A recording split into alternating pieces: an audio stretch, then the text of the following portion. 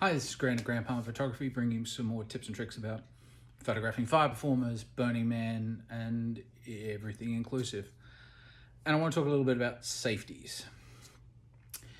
When you're photographing a fire performer, it's important that there is someone there who is dedicated to the safety of that performer.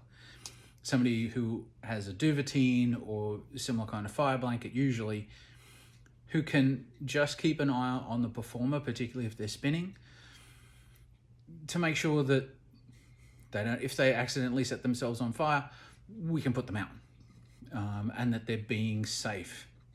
You would think as a photographer that you're able to do that because you're watching them intently. Your concentration is on the image and on 100 other things.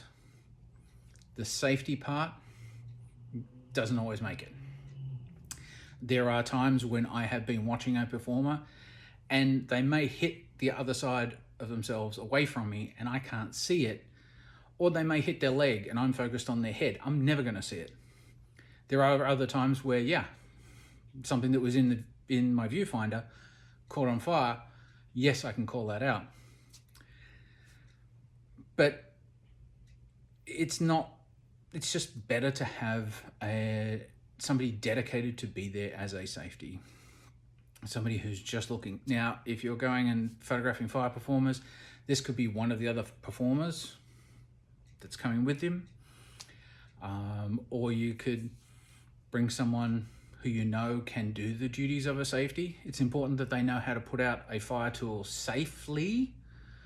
It's not sometimes as easy as you would think it is. There are a few tips and tricks in getting a fire tool, particularly bigger and more complex fire tools, out safely without burning yourself, without burning the performer, without damaging the tool.